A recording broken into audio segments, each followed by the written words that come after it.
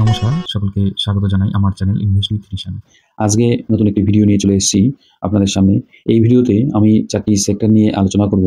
কারণ কি আমার কাছে মনে হচ্ছে বর্তমানে মার্কেট পরিস্থিতি অনুসারে অনেকেই কিন্তু এই সেক্টরের স্টকগুলোর খুঁজছেন।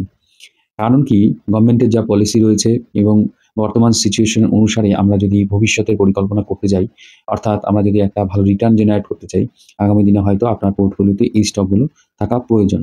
এখানে এই স্টক বলতে আমি কিন্তু এই সেক্টরের স্টকের কথা বলছি। পারফেক্ট কোনো সেক্টরের কোনো নির্দিষ্ট স্টক কিন্তু আমি এখানে আপনাদেরকে বাই বা সেল বা হোল্ড কোনো রেকমেন্ডেশন করছি না। এখানে জাস্ট খালি আপনারা ওয়াচ লিস্টে রেখে নিজেদের গবেষণাটা চালাতে পারেন। তার জন্য আমি কিছু স্টকের নাম আপনাদের সামনে এখানে তুলবো এবং সেটা সেক্টর ধরে তুলবো। এখানে আমি কোন সেক্টরের স্টকের কথা বলবো সেটা হচ্ছে, প্রথমে আমি আসবো সেমিকন্ডাক্টর এবং তারপরে হচ্ছে ডাটা সেন্টার, তারপরে সোলার এনার্জিস এবং হচ্ছে এআই রিলেটেড কিছু স্টকস।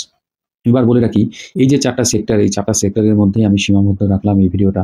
কারণ কি এই সেক্টর ৪ টাকে আমি মনে করছি আগামীতে এই সেক্টরগুলো একটা লং টার্ম স্টোরি রয়েছে। যদিও মার্কেট কিন্তু অনেক আগেই কিন্তু কনসিডার করে দিয়েছে এই সেক্টরের স্টকগুলোকে। তবুও কোথাও কোনো জায়গায় যদি আপনাদের স্ট্র্যাটেজি অনুসারে আপনাদের ওয়াচ লিস্টে রেখে স্টাডি করার পরে কোনো একটা লেভেলে বা সাপোর্টে বা কোনো একটা ভালো প্রাইসে আপনারা পান, তখন কিন্তু এই স্টকগুলোতে আপনারা এন্ট্রি করার সুযোগ খুঁজতে পারেন। এখানে যতগুলো নাম বলবো কোনোটি বাই সেল হোল্ড রেকমেন্ডেশন করছি না।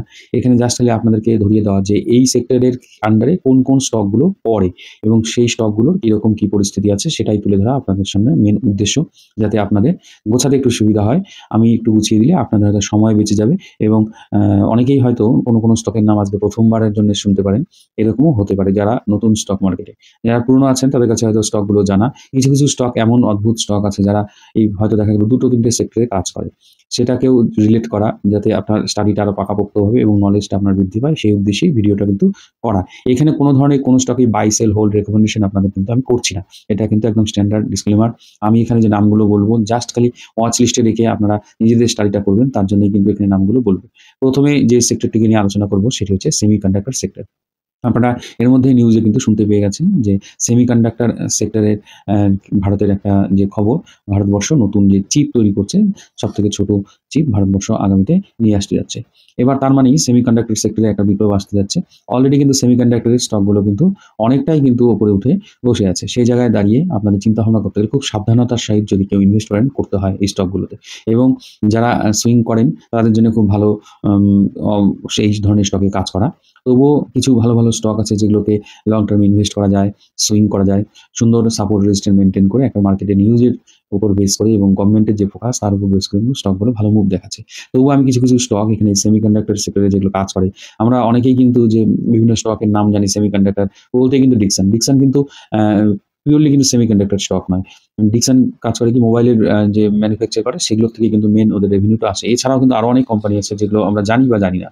প্রথম যে স্টকটিকে নিয়ে আলোচনা করব সেটা হচ্ছে সিজি পাওয়ার। এই সিজি পাওয়ার কোম্পানিটা মুরুগাপ্পা গ্রুপের একটা কোম্পানি। এটা ডেট অনেক ছিল, সেই জন্য কোম্পানিটা একটা ধুঁকছিল। সেখান থেকে একটা টার্ন অ্যারাউন্ড স্টোরি কিন্তু দেখা যাচ্ছে, কোম্পানিটা কিন্তু রিভাইভ করছে, অনেক ডেট কিন্তু অনেকটাই কমিয়েছে। এবং ইতিমধ্যেই আপনারা জানেন যে এই কোম্পানিটা পাওয়ার ডিস্ট্রিবিউশন সিস্টেমের বিভিন্ন যে কাজগুলো সেগুলোও যেমন করে, যেমন রেলওয়ের কবচ সিস্টেমে কাজ করে। আরও কিন্তু বিভিন্ন ক্ষেত্রে কিন্তু এই কোম্পানিটার প্রভাব কিন্তু আমরা দেখতে পাই। এবার এই যে কোম্পানিটা রয়েছে, আমি বললাম power equipment, transformation motor, switch gear এবং রেলওয়েজ এবং নতুন করে কিন্তু সেমিকন্ডাক্টরে ঢুকছে কোম্পানিটা। এবার এর মেইন কিন্তু ফোকাস এখন রয়েছে কোম্পানিটা রেলওয়েজ মডার্নাইজেশন, সেমিকন্ডাক্টর, ওস্যাট ফেসিলিটি, এই ধরনের কাজগুলো কিন্তু করবে এই কোম্পানিটা এবং করেও আসছে। সুতরাং এই কোম্পানির মধ্যে একটা ফিউচারিস্টিক লুক কিন্তু দেখা যাচ্ছে। এই কোম্পানি আপনারা জানেন যে গুজরাটের সানন্দে ৭,৬০০ কোটি টাকা দিয়ে ওস্যাট ফেসিলিটি একটা তৈরি করছে। এছাড়াও আরও কিন্তু অনেক কিছু অ্যাকুইজিশন করছে। জিজি টনিক্স ফর ইলেকট্রনিক্স সিগন্যালিং সলিউশনের জন্য একটা অ্যাকুইজিশনটা করেছে। এরকম নানাবিধ খবর রয়েছে। তার মধ্যে স্ট্রং যেটা ব্যাপার সেটা হচ্ছে ডেপ্ট এরা অনেকটা কমিয়ে রেখেছে এবং তাছাড়া এগুলো ডাইভার্সিফাইড পোর্টফোলিও, পাওয়ার, রেলওয়েজ, ইলেকট্রনিক্স এই সব ধরনের কাজের সাথে যুক্ত। তার মধ্যে তারপর সেমিকন্ডাক্টর নতুন করে ঢুকলো। সুতরাং এই কোম্পানিটা যে গভর্নমেন্ট পিএলআই স্কিমের সুবিধাও কিন্তু পেয়ে যাচ্ছে। আপনারা অলরেডি কিন্তু খবর পেয়ে গেছেন। সেই জায়গাতে এই কোম্পানিটা একটা ইম্পোর্টেন্ট কোম্পানি। ওয়াচ লিস্টে সবার প্রথমে এই কোম্পানিটা আমি রেখেছি। এবং দ্বিতীয় যে কোম্পানিটিকে নিয়ে আলোচনা করব সেটা হলো ভারত ইলেকট্রনিক্স। এই কোম্পানিটা আপনারা ডিফেন্স সেক্টরে কোম্পানি হিসেবে জানেন। এও কিন্তু আপনার সেমিকন্ডাক্টরের যে কাজগুলো হয় তার সাথে কিন্তু যুক্ত রয়েছে। এই কোম্পানিটা যেমন ডিফেন্স সেক্টরের কোম্পানি এবং ডিফেন্স সেক্টরের অন্যান্য যে কোম্পানিগুলো আছে তার মধ্যে কিন্তু এটা একটা অন্যতম কোম্পানি যেটা রেডার রিলেটেড কাজগুলো করে। আর আপনারা জানেন ডিফেন্স সেক্টরের কোম্পানিগুলো বর্তমানে কি পরিস্থিতিতে রয়েছে, আগামীতে এর কি ভবিষ্যৎ রয়েছে। একদম লং টার্ম স্টোরি কিন্তু রয়েছে। এর মধ্যে দ্বিতীয় যে কোম্পানি আমার সেমিকন্ডাক্টর সেক্টর সেটা হচ্ছে বেল বা ভারত ইলেকট্রনিক্স। আমি বেশি কিছু বলতে গেলে ভিডিওটি অনেক দীর্ঘ হবে, ৪টি সেক্টর আমাকে কভার করতে হবে। এরপরে থার্ড যে কোম্পানিটাকে নিয়ে আমি আলোচনা করব সেটা হচ্ছে HCL টেক। এই HCL টেক আপনারা জানেন আইটি কোম্পানি। আমেরিকায় যেহেতু একটা সমস্যা চলছে, এর মধ্যে আরেকটি নতুন খবর পেয়েছেন যে যারা এখান থেকে বা অন্যান্য দেশ থেকে যারা হায়ার করে নিয়ে আসবে, নিয়ে এসে আমেরিকায় কাজ করাবে, তাদের জন্য কিন্তু প্রচুর পরিমাণে কিন্তু যে এমপ্লয়ার কোম্পানিটা আছে তাকে কিন্তু প্রচুর টাকা আমেরিকা গভর্নমেন্টকে দিতে হবে। সেই জায়গায় একটা সমস্যার মধ্যে আইটি কোম্পানিগুলো পড়ে আছে। সুতরাং এই যে কোম্পানিটার নাম বললাম, এই কোম্পানিটা ওয়াচ লিস্টে রাখবেন এবং স্টাডি করবেন, কারণ এই কোম্পানিটা কিন্তু এই যে সেমিকন্ডাক্টর যে তৈরি হয়, চিপগুলো তৈরি হয়, তার ডিজাইনিং এর কাজটা করে একটা তাইওয়ানের কোম্পানি ফক্সকনের সাথে টাই আপ হয়ে কিন্তু কাজ করছে। এরপরে চতুর্থ যে কোম্পানিটিকে আলোচনা করব সেটা হচ্ছে জুবিলিয়েন্ট ইনগ্রেভিয়া। এই কোম্পানিটি যে সেমিকন্ডাক্টর সেক্টরে যে কেমিক্যালগুলো প্রয়োজন হয় সেই কেমিক্যালগুলো সাপ্লাই করে কিন্তু এই কোম্পানিটা। এই কোম্পানিটার নাম অনেকেই নতুন শুনতে পারেন। সেমিকন্ডাক্টরের সাথে কেমিক্যালের কি সম্পর্ক, এরকম একটা কনফিউশন থাকতে পারে। এই কোম্পানিটাকে নিয়েও স্টাডি করবেন। এই কোম্পানিটা কিন্তু কিছুদিন আগে ভালো রিটার্ন দিয়ে একটা কারেকশনের মধ্যে কিন্তু রয়েছে। এবং আমি ফিফথ যদি কোম্পানির নাম বলি তাহলে কেন্স টেকনোলজি। আপনারা এটা সম্পর্কে অবগত, বিশেষ কিছু আমার এখানে বলা নেই। এই কোম্পানিটার মধ্যে হাই ভলাটিলিটি দেখা যায়। ট্রেড করলে সাবধানে কিন্তু এতে কাজ করতে হয়। এই কারণ কি কোনো সময় স্টকটি হঠাৎ করে বেড়ে যায় এবং কারেকশন হলে কিন্তু মারাত্মক আকারে কারেকশন হয়। এবার আমি র্যাঙ্কিংগুলো করলাম পরপর যেভাবে বললাম, সেভাবে ওয়াচ লিস্টে রেখে আপনার প্রায়োরিটি বেসিসে আপনারা স্টাডি করে দেখতে পারেন এবং কোনটা কি কাজ করে আপনাদের সামনে একটু তুলে ধরার চেষ্টা করলাম। এরপরে আসবো আমি ডাটা সেন্টার সেক্টরের কিছু স্টক নিয়ে আলোচনা করব। ডাটা সেন্টারের স্টক নিয়ে আলোচনা করতে গেলে পরে ভারতবর্ষে কিন্তু অনেক কোম্পানি রয়েছে যারা ডাটা সেন্টারে কাজ করে এবং অনেক কোম্পানি রয়েছে যারা লিস্টেড রয়েছে মার্কেটে, আবার কেউ কিন্তু মার্কেটে লিস্টেড নেই। সেরকম ডাটা সেন্টার কোম্পানি কিন্তু প্রচুর রয়েছে, যেমন সিটিআর, আরএলএস, এদের কাছে 19টি ডাটা সেন্টার রয়েছে কিন্তু এরা কিন্তু মার্কেটে লিস্টেড নয়। যেমন এনটিডি 18টা রয়েছে, সিপি, এই ধরনের বিভিন্ন কোম্পানি রয়েছে যাদের কিন্তু ডাটা সেন্টার রয়েছে কিন্তু এটা মার্কেটে লিস্টেড নাই। বা লিস্টেড যে পার্টি রয়েছে বা লিস্টেড যে কোম্পানি রয়েছে তাদের মধ্যে সব থেকে বেশি ডাটা সেন্টার রয়েছে কিন্তু টাটা টেলিকমিউনিকেশন, যাদের কাছে 12টি ডাটা সেন্টার রয়েছে। এছাড়াও কিন্তু রয়েছে এয়ারটেলের কাছেও 12টি ডাটা সেন্টার, রিলায়েন্স ইন্ডাস্ট্রির কাছেও ডাটা সেন্টার রয়েছে 9টা, এল&টির ক্ষেত্রে রয়েছে, আনন্দরাজের কাছে রয়েছে। যাই হোক, এগুলো নামগুলো বললাম। এবার আমি যেটা এতে যদি র্যাঙ্কিং করি, ওয়াচ লিস্ট যেটা তৈরি করি, তাহলে ওয়াচ লিস্টটা প্রথমেই আমি রাখবো এয়ারটেলকে। কারণ কি এয়ারটেল একটা লার্জ ক্যাপ কোম্পানি এবং এই যে আমাদের যে শুধু যে ডাটা সেন্টার সেরকম না, এই যে এদের যে ফোনের যে ট্যারিফ কিছুদিন আগেই বেড়ে গেল, আরও কিন্তু 2টো ধাপে বাড়ানোর একটা চান্সেস রয়েছে। এদের যে বিজনেসগুলো করে এই টেলিকম সেক্টরে রয়েছে এয়ারটেল, রিলায়েন্স, জিও, ভোডাফোন, এইরকম কোম্পানি কিন্তু যারা আছে তারা কিন্তু এরা মার্কেটে যেহেতু কম্পিটিটর কম, এরা কিন্তু ইচ্ছে মতো কিন্তু বাড়ায়। অনেক সময় দেখা যায়, যদিও গভর্নমেন্টের কিছু পলিসির উপর ডিপেন্ড করে এরা। সেই জায়গা থেকে এদের লাভবান হওয়ার সম্ভাবনা আগামীতে যদি এরা ট্যারিফ বাড়িয়ে দেয় তাহলে কিন্তু হওয়ার সম্ভাবনা যেরকম রয়েছে। তাছাড়াও এই কোম্পানিটার কাছে কিন্তু যেহেতু ডাটা সেন্টার 12টা রয়েছে এবং আগামীতে এদের যত গ্রাহক বাড়বে এদের ডাটার পরিমাণ তত বাড়বে। এই ডাটা সেন্টার স্টকগুলো কিন্তু ক্ষেত্রে এই স্টকটাও একটা ইম্পর্টেন্ট ভূমিকা পালন করে। এরপরে সেকেন্ড যে কোম্পানিটাকে নিয়ে আমি আলোচনা করবো সেটা হচ্ছে আনন্দরাজ। এরা অ্যাকচুয়ালি রিয়েল এস্টেটের কোম্পানি। এদের কাছে 2টো ডাটা সেন্টার রয়েছে। এদের যা আগামীতে প্রজেক্ট রয়েছে সেই প্রজেক্টের দিকে তাকিয়ে মনে হচ্ছে এই কোম্পানিটার মধ্যে একটা গ্রোথ আগামীতেও আমরা দেখতে পারবো। কয়েকটি সেশনে কিন্তু রেটিং সেশনে কিন্তু ভালো গ্রোথ কিন্তু জাম্প কিন্তু দেখিয়েছে এরা। এরা যেরকম রয়েছে এদের যা আগামী 5-6 বছরের মধ্যে এরা কিন্তু 307 মেগাওয়াটের ক্যাপাসিটি ডাটা সেন্টার তৈরি করতে যাচ্ছে এবং অলরেডি এদের কাছে 22 মেগাওয়াটের বিল্ডিং কিন্তু রয়েছে বা এদের ডাটা সেন্টার রয়েছে। 2টো জায়গায় রয়েছে, একটাতে 15 মেগাওয়াট, একটা 7 মেগাওয়াটের। এই যে কোম্পানিটাকে নিয়ে কথা বললাম, এরা কিন্তু এখনো পুরোপুরিভাবে ডাটা সেন্টারের ব্যবসায় কিন্তু শুরু করেনি। সুতরাং এদের প্রজেক্ট যা রয়েছে সেটা দেখে ফিউচারিস্টিক কোম্পানি হিসেবে আমি এই কোম্পানিটাকে আমার লিস্টের সেকেন্ড নামে রেখেছি। এটার মধ্যেও চরম ভলাটিলিটি দেখা যায় স্টকের মধ্যে। আপনারা স্টকটিকে নিজেদের মতো করে স্টাডি করে নেবেন। এবং টাটা কমিউনিকেশন যেটা বললাম, যাদের হাতে কিন্তু প্রচুর ডাটা সেন্টার রয়েছে, প্রায় 19টির মতো ডাটা সেন্টার সম্ভবত এদের কাছে 19টি, এদের কাছে রয়েছে 12টি ডাটা সেন্টারের মতো রয়েছে। এটাও একটা গুরুত্বপূর্ণ স্টক।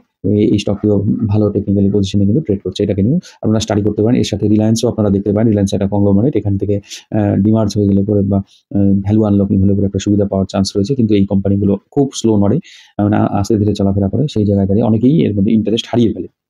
তবে আগামীতে যদি জিও টেলিকম আলাদা হয়ে যায় সেখানে একটা ভ্যালু আনলকিং এর চান্স থাকলেও থাকতে পারে। এরপরে যে ফিফথ স্টকটি নিয়ে আলোচনা করবো সেটা একটু এক্সেপশন স্টক, সেটা হলো KRN হিট এক্সচেঞ্জার। এই যে ডাটা সেন্টারগুলো সেখানে প্রচুর কিন্তু হিট জেনারেট হয়, যাকে কুল করার প্রয়োজন হয়। এই হিট এক্সচেঞ্জারগুলো কিন্তু ব্যবহার হয় কিন্তু এসিতে, অর্থাৎ এখানে যে থার্মাল যে কুলিংয়ের প্রয়োজন হয়, মানে হিটটাকে যে কমানোর প্রয়োজন হয়, তার জন্য কিন্তু এই এক্সচেঞ্জারগুলো এসিতে ব্যবহার হয়। এটা তৈরি করে কিন্তু এই কেআরএন হিট এক্সচেঞ্জার। এটা কিন্তু রিসেন্টলি লিস্টেড, অর্থাৎ গত বছর লিস্টেড হয়েছে। সেখান থেকে একটা ভালো জাম্প দেখে একটা রেঞ্জের মধ্যে একটা ট্রেড করতে দেখতে পাচ্ছি। এই কোম্পানিটার কিন্তু আগামীতে ভালো একটা ফিউচার রয়েছে। এই যে এই ধরনের কোম্পানি, একমাত্র লিস্টেড কোম্পানি কিন্তু এই কোম্পানি কেআরএন হিট এক্সচেঞ্জার আমার জানা মতে। এখন নতুন করে কিছু হয়েছে কিনা, যখন এটা লিস্টিং ছিল, আইপিও ছিল, তখন কিন্তু আমি জানতাম এটা এই একটাই কোম্পানি যেটা মার্কেটে লিস্টিং হতে যাচ্ছে। সুতরাং এই কোম্পানিটার গুরুত্ব কিন্তু এই সেক্টর রয়েছে। ডাটা সেন্টারে আমি ৫টা স্টক নিয়ে আলোচনা করলাম: এয়ারটেল, অ্যানান্তাস, Tata communication, KRN heat exchanger এবং আমি আরেকটি কথা বললাম রিলায়েন্স। এছাড়াও কিন্তু লার্সেন অ্যান্ড টুব্রো যে আমাদের ইনফ্রাস্ট্রাকচার কোম্পানিটি রয়েছে, এদেরও কিন্তু ডাটা সেন্টার কিন্তু রয়েছে। এরাও ডাটা সেন্টারের তৈরি করে। এই কোম্পানিটা যেহেতু এটাও একটা কংগ্লোমারেট কোম্পানি, এদের প্রচুর কাজ, এটাকে নিয়েও স্টাডি করতে পারেন। কিন্তু এই রিলায়েন্স এবং লার্সেন অ্যান্ড টুব্রো এরা কিন্তু হাতির মতো খুব আস্তে নড়াচড়া করে। খুব ডিপ কারেকশন হলো বা কোথাও একটা আম এক ফল হলো, সেই সময় কিন্তু এই কোম্পানিগুলোতে সুযোগ থাকে এবং এই কোম্পানিগুলো যখন একটা চলা শুরু করে, তখন আবার ভালো মতো চলতে শুরু করে। অনেকদিন ধরে এক জায়গায় থাকে। যাই হোক, যে যার স্ট্র্যাটেজি, লং টার্ম চিন্তাভাবনা অনেকেই রাখেন, তারা কিন্তু এই ধরনের স্টকগুলোতে কারেকশনের ওয়েট করেন এবং কারেকশনে আসলেই কিন্তু এই স্টকগুলোতে ভালো রেঞ্জের মধ্যে যদি পাওয়া যায়, তখন কিন্তু ইনভেস্ট করে থাকে। বিশেষ করে লার্সেন অ্যান্ড টুব্রোর কথা আমি বলছি। এটা কিন্তু ভারতবর্ষের লার্জেস্ট একটা ইনফ্রাস্ট্রাকচার কোম্পানি, যারা সব ক্ষেত্রে আছে। এরা প্রচুর ছোট, ছোট কোম্পানিকে কিন্তু অর্ডার দিয়ে নিজেদের কাজগুলো করিয়ে নেয়। মানে ইপিসির কাজগুলো এরা কিন্তু করিয়ে নেয়। এই ধরনের কোম্পানি পোর্টফোলিওতে রাখলে পরে পোর্টফোলিও অনেকটা সময় স্টেবল একটা হয়। কারেকশনের সময় সেরকম একটা কারেকশন হয় না মার্কেট ফল হলে পরে। তবুও যেটুকু কারেকশন হয়, এরা একটা সুযোগ কিন্তু মাঝে মধ্যেই দেয়, বছরে ১-২ বার। সেগুলো আপনারা ওয়াচ লিস্টে রেখে স্টাডি করে দেখতে পারেন। এরপর সোলার সেক্টর বা সোলার এনার্জি সেক্টরের স্টক নিয়ে আলোচনা করব। এই সেক্টরটিকে নিয়ে আলোচনা করে এই যত আপনাদের রিনিউয়েবল এনার্জি গুলো আছে, যেগুলো উৎসগুলো আছে, তার মধ্যে সোলার এনার্জিতে কনভিকশন আমার প্রচুর। কারণ কি, আপনি আপনার বাড়ির ছাদেও কিন্তু সোলার প্যানেল বসাতে পারেন। সব জায়গায় কিন্তু এই সোলার প্যানেল বসানো যায়। কিন্তু আপনি উইন্ড ওই পাওয়ার জেনারেট করার জন্য ওই বড়, বড় উইন্ড মিলগুলো, ওগুলো কিন্তু আপনার বাড়িতে বসাতে পারেন। মানে এরা একদম মাইক্রো লেভেলে গিয়ে কাজ করতে পারে। সেই ক্ষেত্রে এখানে প্রচুর কোম্পানি রয়েছে। অনেক কোম্পানি কিন্তু ওভার ভ্যালুড, কিছু কোম্পানি এখনো ভ্যালুয়েশনে ঠিকঠাক আছে। সেই হিসেবে আমি একটা লিস্ট করেছি। ১ম এ রেখেছি ওয়ারি এনার্জিসকে। এই কোম্পানিটি ভ্যালুয়েশন অনুসারে আমার ঠিকঠাক মনে হচ্ছে এবং লার্জেস্ট প্লেয়ার আছে এই সেক্টরে। এই কোম্পানিটার প্রতি কনভিকশন থাকা ভালো। এরপরে যে কোম্পানিটা আছে প্রিমিয়ার এনার্জিস, এর কম্পিটিটর বলা চলে। তার সাথে এর কাজের সাথে ওর কাজের কিছুটা হলেও ডিফারেন্ট আছে। আপনারা পিভি ফটোভোলটাইক সেল এবং ফটোভোলটাইক মডিউল যেগুলো হয়, সেগুলোর মধ্যে একটু ডিফারেন্স আছে। আপনারা নিজেদের মতো স্টাডি করবেন। আরেকটি স্টক যেটা হচ্ছে বিক্রম সোলার, নতুন। এরা কিন্তু এক্সপেন্ডিং কন্ডিশন, যেমন আনন্দরাজ এক্সপেন্ডিং সিচুয়েশন রয়েছে। এই বিক্রম সোলার কিন্তু এর ওয়েস্ট বেঙ্গল বেসড কোম্পানি। এটা কিন্তু বিদেশেও বিজনেস করছে এবং এদের কিন্তু প্রচুর কিন্তু গ্রোথ আগামীতে এক্সপেক্ট করা হচ্ছে। রিসেন্টলি আইপিও এসছে। এই এই এই মাসেই আইপিও এসছে। এই কোম্পানিটাকেও রাডারে রেখে স্টাডি করতে পারেন। কোনো সময় এখন একটা কারেকশনের মধ্যে চলছে কোম্পানিটা। কোনো সময় কোনো সাপোর্ট থেকে একটা যদি ভালো টেকনিক্যালি সিগন্যাল পাওয়া যায়, সেই জায়গায় কিন্তু আস্তে, আস্তে, আস্তে অ্যাকুমুলেশন করার সুযোগ আপনাদেরকে দিতে পারে। এরপর আরো কিছু কোম্পানি আছে, জেএসডব্লিউ এনার্জিস রয়েছে, এনটিপিসি গ্রিন রয়েছে। এগুলো নিয়েও স্টাডি করতে পারেন। কিন্তু আমার ভ্যালুয়েশন অনুসারে ঠিকঠাক মনে হচ্ছে না। আমরা এবার লাস্ট এবং যেটা 4th সেক্টর, সেটা হচ্ছে এআই সেক্টর। এই এআই সেক্টরে যে স্টকগুলো কাজ করে, তাদের মধ্যে কিছু, কিছু স্টক কিন্তু আইটি সেক্টরেই কাজ করে। মানে আইটি সেক্টরের কিছু স্টক যারা এই এআই সেক্টরের স্টক হিসেবে আমরা জেনে আসছি। এবার যেহেতু একটা আপনারা জানেন যে আমেরিকার ট্যারিফ নীতি এবং বিভিন্ন সময় আমেরিকা থেকে বিভিন্ন রকমের ঘোষণার জন্য কিন্তু আমাদের এই আইটি সেক্টরের স্টকগুলো কিন্তু খুব সমস্যার মধ্য দিয়ে পাস করছে। তার মধ্যেও কিছু স্টক যেগুলো রেজিলিয়েন্স দেখাচ্ছে এবং ভালো রকমের একটা গ্রোথের মধ্যে, প্রাইস অ্যাপ্রিসিয়েশনের মধ্যে রয়েছে এবং লাস্ট ১-১.৫ মাসের মধ্যে কিন্তু এদের মধ্যে একটা রিবাউন্ড করার একটা টেন্ডেন্সি আমরা দেখতে পাচ্ছি। এবং আগামীতে যেহেতু আমরা এআই ডিপেন্ডেন্ট হতে যাচ্ছি বা হয়েই গেছি, আপনারা ফোন খুললে পরে রোজ দেখবেন যে বিভিন্ন রকমের এআই এর কারুকার্য। সেই জায়গায় দাঁড়িয়ে এই সেক্টরটার একটা ইম্পর্টেন্স কিন্তু রয়ে যায়। যেরকম এখানে ১ম স্টক যেটা নিয়ে আলোচনা করব, সেটা হচ্ছে অ্যাপল 3i। আপনারা এখন দেখবেন, যদি কোনো ই-কমার্স অ্যাপে গিয়ে ধরুন আপনি একটি শার্ট বা একটা ফোন সার্চ করলেন, দেখবেন আপনি আপনার ফেসবুক খুলবেন, অটোমেটিক দেখবেন আপনার ফেসবুকে ওই অ্যাপ যেগুলো সার্চ করেছিলেন সেই অ্যাডগুলো চলে আসবে। ওই একটা হয়তো শার্ট, একটা হয়তো ফোন, আপনাদের ওই দেখবেন কন্টিনিউ আসতে থাকবে। কিছুক্ষণ আপনি ফেসবুক স্ক্রল করার পরে দেখবেন কিছুক্ষণ বাদে, বাদে ওই অ্যাডগুলো আসতে থাকবে, যে জিনিসটাকে নিয়ে আপনি হয়তো সার্চ করেছিলেন ওই ই-কমার্সের অ্যাপে। এটা কিন্তু এআই জন্য হয়। এআই দ্বারাই আপনাকে আইডেন্টিফাই করে এবং আপনার কাছে পৌঁছে দেয় অ্যাডগুলো, আপনার যেটা কিছুক্ষণ আগে সার্চ করে গেছেন আপনার ওই ই-কমার্স অ্যাপে। এই কাজটা কিন্তু এই কোম্পানিগুলো করে, অর্থাৎ মোবাইলে যে অ্যাডভার্টাইজিং, সেই কাজটা কিন্তু সম্পন্ন করে এই স্টকটি। এই স্টকটি কিন্তু ভালো একটা মোমেন্টামের মধ্যে রয়েছে এবং ১ বছরের যে হাই তার কাছাকাছি ট্রেড করছে। সেটাকে ব্রেক করলে এখান থেকে একটা মুভমেন্ট পাওয়া যেতে পারে এবং যে কাজটা করে এই কোম্পানিটা, সেটা কিন্তু একটা ইউনিক কাজ। সেজন্য আমি এটা আমার লিস্টের ১ম এ রেখেছি। দ্বিতীয় যে কোম্পানিটা রয়েছে, সেটা হচ্ছে পারসিস্টেন্স সিস্টেম। এরা সফটওয়্যারে যেমন কাজ করে, সেরকম এআই রিলেটেড কাজ করে। Software plus product engineering with strong AI এবং বিভিন্ন ধরনের অ্যানালিটিক্যাল সার্ভিসেস এরা প্রোভাইড করে। এদের কিন্তু ভালো রকমের রেভিনিউ কিন্তু ফিনান্সিয়াল ইয়ার 25 দেখা গেছে এবং এটা একটা মিড ক্যাপ রেঞ্জের কোম্পানি। আমরা জানি যে লার্জ ক্যাপ আইটি সেক্টরে যে স্টকগুলো পড়ে আছে, যারা অল্প বিস্তর এআই সেক্টরের সাথেও যুক্ত, এই স্টকগুলো রিকভার হতে কিন্তু টাইম লাগবে। কিন্তু মিড ক্যাপ রেঞ্জের কোনো কোম্পানির মধ্যে একটা মোমেন্টাম কিন্তু চলে আসছে। এটা যেহেতু অনেকটাই কারেকশন হয়েছে এবং সেখান থেকে যখন একটা স্বাভাবিক অবস্থায় আসবে তখন কিন্তু এই কোম্পানিটা মোমেন্টামের মধ্যে আসতে পারে এবং কোম্পানি যে ধরনের কাজ করে সেটাতে কিন্তু একটা পোটেনশিয়াল রয়েছে এই কোম্পানির আগামীতে একটা ভালো রিটার্ন জেনারেট করে দেওয়ার। সুতরাং দ্বিতীয় কোম্পানি যেটা রয়েছে সেটা হলো পারসিস্টেন্স সিস্টেম। এটা একটা মিড ক্যাপ রেঞ্জের কোম্পানি, সেই হিসাবে আমি আমার ওয়াচ লিস্টে এটাকে রেখেছি। এরপরে যে কোম্পানিটা রেখেছি সেটা হলো টাটা এলএক্সি। আপনারা টাটা এলএক্সির সাথে অনেকেই পরিচিত। হ্যাঁ, এটা মেনলি হচ্ছে অটোমোটিভের যে কাজগুলো হয়, অ্যাডাস বলে যেটা, মিডিয়াতে কাজ করে, হেলথ সেক্টরে কাজ করে। হ্যাঁ, মেনলি এরা অটোমোটিভ যে কাজগুলো হয়, অটোমোটিভ যে এআই সলিউশনগুলো হয় সেগুলো কিন্তু প্রোভাইড করে এই কোম্পানিটি। গাড়ির মধ্যে বা কারের মধ্যে যে এআই রিলেটেড যে কাজগুলো হয় সেটা কিন্তু এই কোম্পানিটা করে এবং আগামীতে হয়তো ম্যানলেস কার, মানে ড্রাইভারলেস কার এরকম তৈরির ক্ষেত্রেও কিন্তু এই কোম্পানিটা অগ্রণী ভূমিকা পালন করতে পারে। কারণ কি ব্র্যান্ড যেহেতু টাটা, এদের হাতে প্রচুর ক্যাশ থাকে এবং এরা কিন্তু নিত্য নতুন চিন্তাভাবনা করে, রিসার্চ অ্যান্ড ডেভেলপমেন্ট করে যায়। এই কোম্পানির ব্র্যান্ড ভ্যালু এবং মানুষের কিন্তু এই ব্র্যান্ডের প্রতি বিশ্বাস রয়েছে এবং কোম্পানিটাকে হিউজ কারেকশনের মধ্যে কিন্তু দেখতে পেয়েছি আমরা। সেখান থেকে একটা রিবাউন্ড করার চেষ্টা চলছে। এটা একটা যেহেতু ভ্যালু ইনভেস্টিং এর জায়গা যদি খুঁজে দেখেন, এটা একটা প্রপার জায়গা হতে পারে। এবার সেটা আমি 3rd নাম্বার স্টক সেই হিসাবে রেখেছি এখানে আমার লিস্টে। এছাড়াও আরও কিছু কোম্পানি রয়েছে, যেমন সিয়েন্ট রয়েছে। একেও আপনারা আপনাদের ওয়াচ লিস্টে রাখতে পারেন। সিয়েন্ট কোম্পানিটি, এটাও যে এর 1 বছরের যা হাই তার থেকে অনেকটা কারেক্টেড হয়ে নিচে পড়ে রয়েছে, এটার মধ্যে ভলাটিলিটি দেখা যায়। এরপরে আরেকটি কোম্পানি আছে E2E নেটওয়ার্ক, এটাও একটা মোমেন্টামের মধ্যে রয়েছে কোম্পানিটা। এই যে লাস্টের দুটো যে কোম্পানির কথা বললাম, এটা ভ্যালুয়েশন অনুসারে আমার ঠিকঠাক, যদিও সিয়েন্টকে মনে হলো, E2E কে কিন্তু আমার একদমই মনে হচ্ছে না, কিন্তু এর একটা মোমেন্টামে রয়েছে। এবার মার্কেট যদি ভ্যালু দেয় আপনার তো কিছু করার নেই। সুতরাং এখানে যে স্টকগুলি, যে স্টকে যখনই কাজ করবেন আপনারা সবসময় মনে রাখবেন যে যেহেতু যে স্টকগুলোর মধ্যে একটা হাইপ থাকে, নিউজ থাকে, সেই স্টকগুলোতে একটু আপনাদের কোথায় প্রফিট বুক করতে হয়, কোথায় এন্ট্রি, কোথায় এক্সিট, এগুলো কিন্তু আপনাদের কিন্তু শিখতে হবে মার্কেটে থাকতে থাকতে। এবং স্টপ লসের যে বিষয়টা আছে এটা নিয়েও কিন্তু ভাবতে হবে। স্টপ লস লাগিয়ে কাজ করা সবসময়ই ভালো। সেই জায়গায় দাঁড়িয়ে যখন আপনার ইনভেস্টমেন্টটা নিউজের উপর বা হাইপের উপর কোনো কিছু হবে, তখন কিন্তু আপনাকে স্টপ লস মাস্ট দিয়েই কাজ করতে হবে। কারণ যে কোনো সময় স্টকগুলো ফল করতে পারে। যেহেতু অনেক সময় এমন হয় কোম্পানিগুলো হাই ভ্যালুতে ট্রেড করে, সেখানে একটা কারেকশন হওয়ার কিন্তু চান্সেস সবসময় থেকে যায়। এবার আপনার যদি বটমে ধরা থাকে, বটম ফিশিং যদি করতে না জানেন, হয়তো দেখা গেল মোমেন্টামে ধরেছেন, তখন কিন্তু একটা স্টপ লস মাস্ট হয়ে দাঁড়ায়। সুতরাং যারা সুইং করেন তাদের ক্ষেত্রে এটা কিন্তু মাস্ট। এই ধরনের যে স্টকগুলো আমি আলোচনা করলাম, যেটাতে একটা রিস্ক রয়েছে, যেমন এআই সেক্টরের স্টক, সেমিকন্ডাক্টর বা ডাটা সেন্টার, এই যে স্টকগুলো আছে অলরেডি কিন্তু আমরা নিউজ অনেকদিন ধরেই শুনছি, প্রায় বছর 2-3 ধরে। কিন্তু মার্কেট কিন্তু একটা কনসিডারেশন অলরেডি এই স্টকগুলোকে করে দিয়েছে, অর্থাৎ এই স্টকগুলো অনেকটা উপরে কিন্তু ট্রেড করছে বেশিরভাগই স্টক। যখন এই স্টকগুলোকে আবার নতুন করে আপনারা আপনাদের পোর্টফোলিও অ্যাড করতে যাবেন বা এই স্টকগুলোকে নিয়ে একটা ফোকাস রাখবেন, তখন কিন্তু ট্রেলিং স্টপ লস, অর্থাৎ স্টপ লস ট্রেল করে যাওয়া এবং স্টপ লস স্ট্রিক্টলি ফলো করা, এই বিষয়গুলো কিন্তু শিখতে হবে আপনাদেরকে। সেই জায়গায় দাঁড়িয়ে একটু স্টাডি করা, একটু সময় দেওয়া, stock specific, sector specific study করা। প্রথমে সেক্টর বাছুন, তারপরে স্টক বাছুন, তারপরে কিভাবে কাজ করবেন, সুইং করবেন না ট্রেড করবেন নাকি লং টার্ম ইনভেস্ট করবেন, এই জিনিসগুলো আস্তে আস্তে আপনাদের মনে কিন্তু ক্লিয়ার হওয়া প্রয়োজন রয়েছে। যাই হোক, আজকের ভিডিওতে মেন উদ্দেশ্য ছিল কোন কোন সেক্টরে গভর্নমেন্টের ফোকাস রয়েছে সেটা তুলে ধরা আপনাদের সামনে। আপনারা জানেন এই সেক্টরগুলোতে গভর্নমেন্টের একটা ফোকাস রয়েছে এবং বিভিন্ন পিএলআই স্কিমের বেনিফিট এই কোম্পানিগুলো পেতে পারে এবং ভারতবর্ষের গ্রোথ স্টোরিকে যদি বিশ্বাস করেন তাহলে কিন্তু এই সেক্টরগুলো একটা আগামীতে আরও গ্রোথের প্রবাবিলিটি রয়েছে।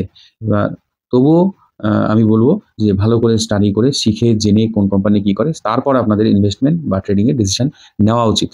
যাই হোক, আজকে আর বেশি কিছু না, ভিডিও অনেক লেন্দি হয়ে গেল। এতক্ষণ সাথে থাকার জন্য আপনাদেরকে অসংখ্য ধন্যবাদ।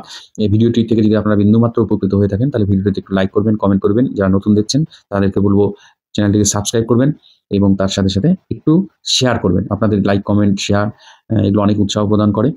ধন্যবাদ, ভালো থাকবেন।